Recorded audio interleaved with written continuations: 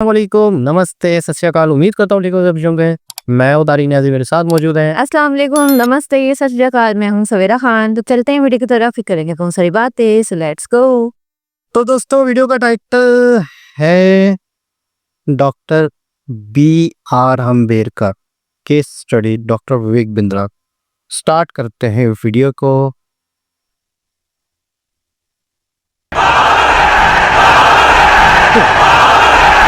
बहुत जोर से आवाज आती है मेरे कान में। ये आपका फिर से स्वागत है। मैं Vivek Bindra, motivation speaker, leadership consultant और बिजनेस कोच। आज बात करूंगा एक महान व्यक्ति के विषय में। सन 1891 में रत्नागिरी नाम का स्थान, महाराष्ट्र की वो भूमि जहां जन्म हुआ किसका? एक प्रोफाउंड पावरफुल दलित लीडर का, एक ऐसे शक्तिशाली पॉलिटिशियन, वुमेन इमेंसिपेटर, एक इकोनॉमिस्ट, एक प्रोलिफिक राइटर, एक थियोरिस्ट, एक ऐसे महान व्यक्ति जो कि बुद्धिज्म का रिवाइवलिस्ट भी था, ह्यूमन राइट प्रोफाउंडर और eminent scholar, razor sharp intelligence. नाम था इनका डॉक्टर भीमराव रामजी अंबेडकर। छोटी उम्र में ही ये रत्नागिरी से सत्तारा नाम के स्थान, महाराष्ट्र के अंदर जो पुणे के नजदीक है, वहां शिफ्ट हो गए। इनकी माता का देहांत हो गया था छोटी उम्र में। बचपन से ही बड़ी दिल को दहला देने वाली, दुखी कर देने वाली, एक बच्चे को आतंकित, पीड़ित कर देने वाली, तंग करने वाली, परेशान करने वाली कठिनाइयों के दौर से ये गुजरे। छोटे थे, पढ़ना चाहते थे, इनके अपने पिता से बहुत रिक्वेस्ट करते थे, लेकिन क्योंकि दलित समाज में, एक महार जात में इनका जन्म हुआ, तो कोई इनको पढ़ने की सुविधा, वहां पे आम बच्चों के साथ इनको पढ़ने नहीं दिया जाता था। पिता ने इनको बड़ी किसी तरह जुगाड़ लगा करके किसी वहां नजदीक के स्कूल में एडमिशन कराया। उसको बैठने नहीं दिया गया, बोला बाहर बैठ के पढ़ेगा। तो छोटा बच्चा, उसको बाहर बैठा के, अच्छा पढ़ाई में रुचि, बाहर बैठ के इतना ध्यान से पढ़ता। एक बार मास्टर ने इनको बोला, इधर आओ, ये ब्लैक बोर्ड पे सवाल तो सॉल्व करके दिखाओ। अच्छा, ये ब्लैक बोर्ड पे सवाल सॉल्व करने गया तो अचानक बच्चे चिल्लाए, मास्टर जी नीची जाति का है। और इतना ही नहीं, बच्चे चिल्ला के भागने लगे ब्लैक बोर्ड की तरफ। ये हैरान हुआ क्यों भागे, तभी देखा सारे बच्चों ने अपने अपने टिफिन उठाए, वहां से उठा के पीछे करने लगे, धक्का मारने लगे। क्यों? उनको डर था इसकी परछाई से इनका खाना अपवित्र ना हो जाए। ऐसे कई छोटे धक्के इसको लगी। पानी एक बार कुएं से क्या पी लिया, इतनी मार पड़ी इसको, इतना फिजिक, एक छोटे बच्चे को सहनी पड़ी इतनी मार। एक बार रिक्शे वाले ने रिक्शा से उतार दिया, बोला तू नहीं बैठेगा रिक्शे में। क्यों? क्योंकि रिक्शे वाले को बीच में पता लगा कि ये नीची जाति का है, और उसके बाद उससे बोला तुझसे डबल पैसा लूंगा, और फिर रिक्शा भी अब तू चलाएगा। वो नीचे चलने लगा, रिक्शा भी। जानते हैं उस समय केवल छूने से नहीं, परछाई तक से दिक्कत थी। और परछाई तो छोड़िए, इनकी आवाज सुनने से भी लोग सोचते थे कि अपवित्र हो जाए। ये जो आवाज से अपवित्र, परछाई से अपवित्र, छूने से अपवित्र, ये दर्द जो उनको सहना पड़ा, ये दर्द इनकी जिंदगी में बहुत बड़ा रोल प्ले किया, आगे मजबूत बना दिया बिल्ड करने में। इन्होंने फिर बहुत काम किया। संस्कृत नहीं पढ़ाई जा रही थी, बोलते संस्कृत तो ब्राह्मणों के पढ़ने के लिए, तेरे पढ़ने के लिए तो है नहीं, स्कूल से निकाल दिया जाता। तो सायाजी महाराज गायकवाड़ नाम के एक राजा वहीं हुआ करते थे, जिन्होंने इसकी तकलीफ को समझा और वो इनकी तकलीफों को पहचानते थे। बहरहाल इनकी पढ़ने की इतनी इच्छा को देख के उन्होंने इसको स्पॉन्सर किया, स्कॉलरशिप दी, ताकि ये जाके वेस्ट में लंबी पढ़ाई कर सके। देखिए, ध्यान दीजिए, बात आज की नहीं है, बात 110 साल पुरानी है। 1908, 1909, उस समय एक कौन, सबसे निचले पायदान से उठा हुआ महार जात का लड़का जाकर के इंटर करके आया इंग्लिश में मुंबई से। उसके बाद वहीं बीए करी, पॉलिटिकल साइंस और इकोनॉमिक्स में। रुका नहीं, तुम मुझको यहां नहीं पढ़ने दोगे, मैं जाऊंगा दुनिया की बेस्ट यूनिवर्सिटी में, रोक के तो दिखाओ। और वही स्कॉलरशिप लेकर के निकल गया न्यूयॉर्क, कोलंबिया यूनिवर्सिटी जाकर के। उसने पहले तो एमए करी, पॉलिटिकल साइंस, इकोनॉमिक्स, हिस्ट्री और सोशियोलॉजी में। उसके बाद पीएचडी करने निकला। यहां नहीं रुका, लंदन स्कूल ऑफ इकोनॉमिक्स चला गया। लंदन स्कूल ऑफ इकोनॉमिक्स जाके वहां एमएससी किया, उसके बाद लॉ की पढ़ाई किया, फिर उसके बाद डॉक्टरेट किया, किताब के ऊपर अपनी थीसिस लिखी। ये वही किताब थी जिसके ऊपर आगे जाकर के रिजर्व बैंक ऑफ इंडिया को बनाया गया। महाराजा और बड़ौदा से उनका प्रेम इतना था। वो जो सायाजी गायकवाड़, जिन्होंने इनको स्कॉलरशिप दिया था, पढ़ने में इनकी मदद करी थी, दुनिया भर में पढ़ के उनका प्रेम भूले नहीं, वापस उनके पास आ गए। बोला आप दुनिया भर में पढ़ के आए हूं, आपकी सेवा में आना चाहता हूं। तो उनको मिलिट्री सेक्रेटरी की नौकरी दे दी गई, और उस समय ये नौकरी बड़ी मानी जाती थी। अब ये बड़ी पदवी पे तो आ गए थे, लेकिन वो छुआछूत ने इनका पीछा थोड़ी छोड़ा। वहां भी जो सरकारी पियोन होता था ना, ओ, वो उनको फाइल पियोन। दूर से फेंक के दिया करता था। अबे। बोला तू नीच जात का है?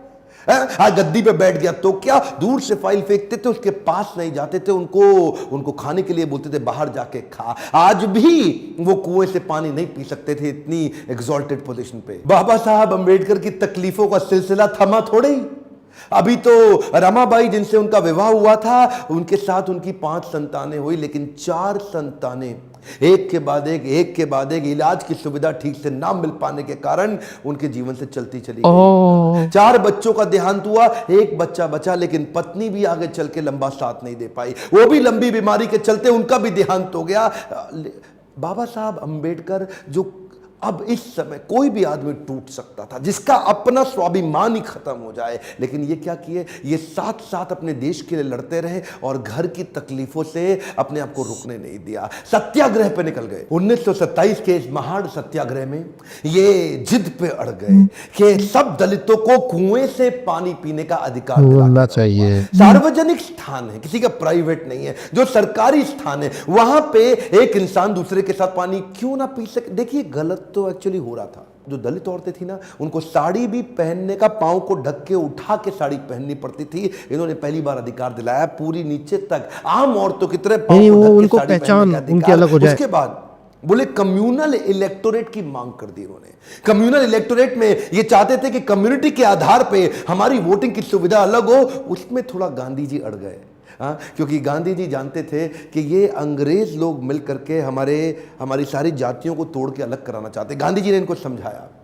देखो क्या बोले अंबेडकर जी, मैं आपको रिजर्वेशन दिला दूंगा, मैं आपको बाकी सब मदद करूंगा, सब करूंगा, लेकिन अलग नहीं करते। अब जातियों के आधार पे अगर देश को अलग किया तो मुझे स्वतंत्रता नहीं मिल पाएगी, मैं अंग्रेजों से लड़ नहीं पाऊंगा, मेरे साथ खड़े होके मेरी ताकत बनो। वो जब अंबेडकर नहीं माने तो गांधी जी ने फिर उनको रिक्वेस्ट की और उसके बाद अनशन पे बैठ गए गांधी जी। बहरहाल अंबेडकर उस समय उनके सामने बड़ी दुविधा आ गई। वो सोचे एक तरफ मेरी अपनी जाति के लोग, मैं उनकी मदद करूं, और एक तरफ देश में आंदोलन लड़ रहे हैं गांधी, उनका जीवन, इनके जीवन का त्याग ना हो जाए, कहीं ऐसा जीवन ना खत्म हो जाए। उन्होंने गांधी जी को समझाया, बोला ठीक है आप अपना अनशन छोड़िए। पूना पैक्ट वहां साइन किया गया, और पूना पैक्ट जब साइन किया उस समय इन्होंने रिजर्वेशन तो कम से कम कंट्रोल में कर लिया। The evolution of provincial finance in British India नाम की इनकी किताब, द प्रॉब्लम ऑफ रूपी नाम की 2 किताबें, जिसके आधार पे आरबीआई की स्थापना हुई। मैं दोबारा बोल दूं क्या, आरबीआई किताबें लिखी उसके आधार पे आरबीआई की स्थापना करी गई। कैन यू इमेजिन, भारत के सबसे निचले पायदान से आया एक यंग लड़का जिसकी कोई मदद करने वाला नहीं, आज उसकी बुद्धि पे आधारित हमारे कॉन्स्टिट्यूशन की स्थापना भी की जाएगी। इनकी ज्ञान, बुद्धि और कौशल का लोहा इंडियन लीडर्स और ब्रिटिश लीडर्स दोनों मानते थे। 1947 में भारत आजाद हुआ और गांधी जी के पास नेहरू अपनी पूरी कैबिनेट की लिस्ट लेकर के आए।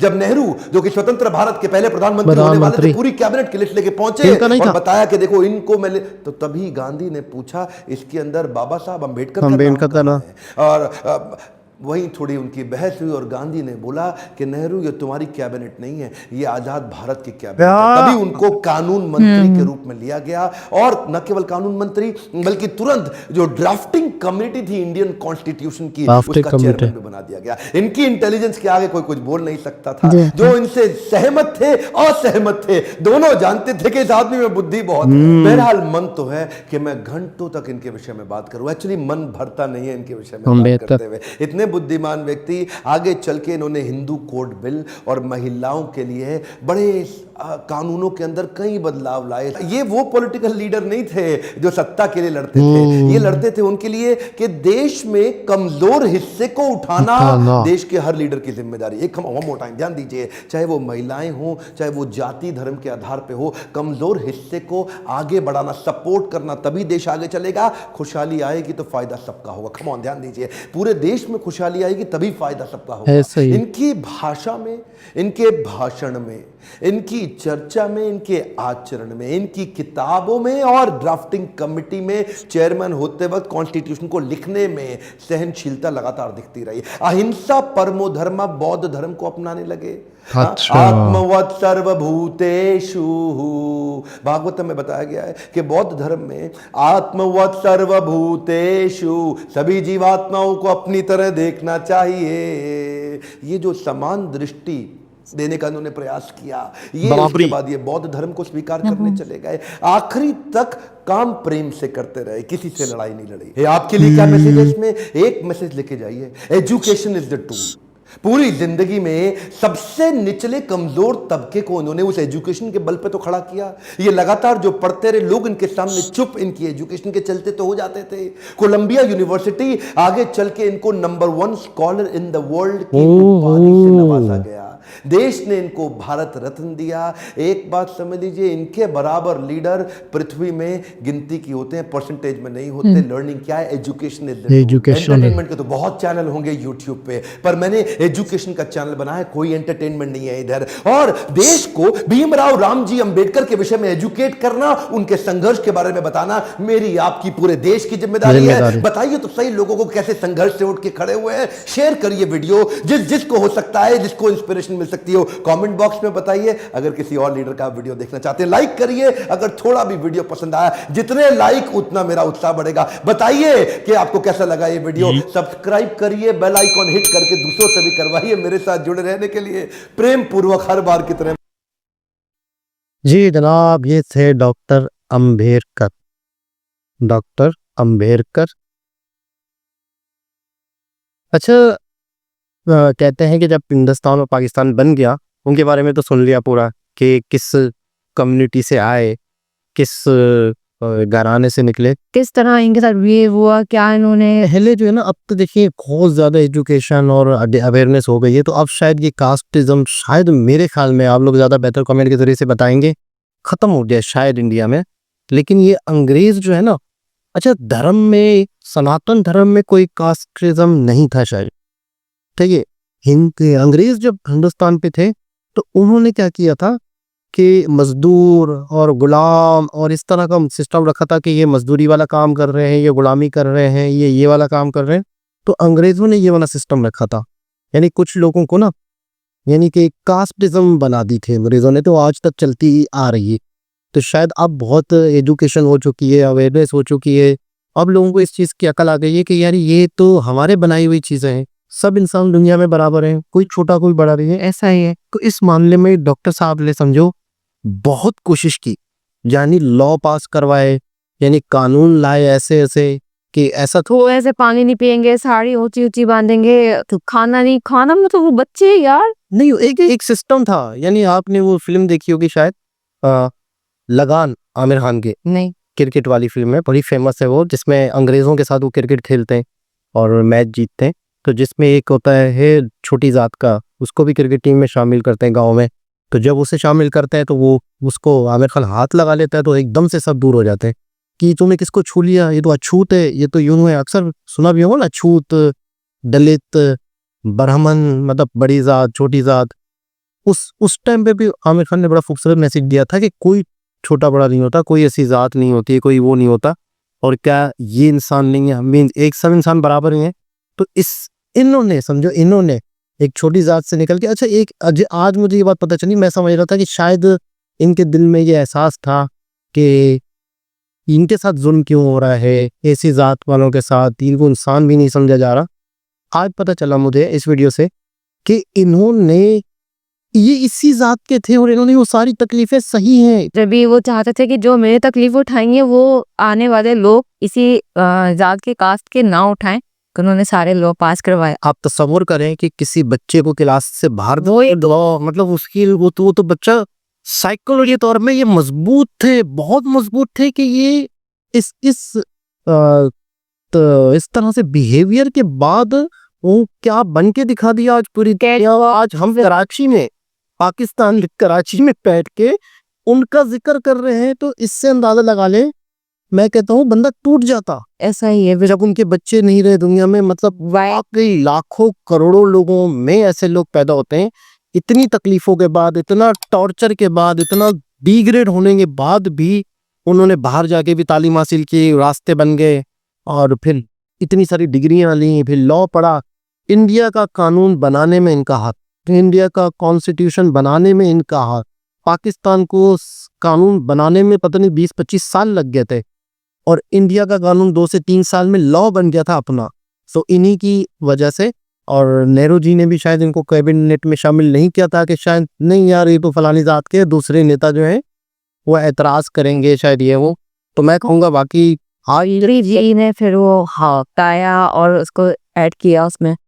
लेकिन मैं वाकई कहूँगा कि आज मुझे ये पता चला कि ये उसी ज़ात के थे, उसी कास्ट के थे और इन्होंने फिर उनके लिए आवाज़ उठाई। अच्छा, इन पे पूरी फिल्म आई एक, कौन सी, किस नाम से? इसी नाम से होगी, डॉक्टर भीमकर के नाम से फिल्म लिखेंगे ना, उसमें और पता चलेगा कि ये अदालत में केस लड़ रहे हैं दलित के खिलाफ, उनको मारा जा रहा है, छोटी जात वालों को। तो मतलब पूरे लॉ के ऊपर, कानून के ऊपर एक फिल्म है और केस वेस लड़ रहे हैं। लेकिन वाकई मतलब यूँ समझ लें कि ऐसा काम करके गए हैं कि शायद दुनिया में इतने भी लोग हैं, उनके दिलों में, उनके जबान दिमाग में बस चुके हैं ये। मतलब हर कोई इनको जानता है, पहचानता है, और जो नहीं जानता वो इनकी कुछ बातें सुनकर इनकी पूरी हिस्ट्री जानते कि किश करेगा कि ऐसा क्या हुआ था, और जब ये हिस्ट्री जानेगा तो और भी ज्यादा दिल में रिस्पेक्ट बढ़ जाएगी। यही है। बहुत ज़बरदस्त लगा, बहुत अच्छा लगा। दोबारा किसी और भी सलाह से मुलाकात होती है, जब तक के लिए ख्याल रखें, अल्लाह हाफिज़।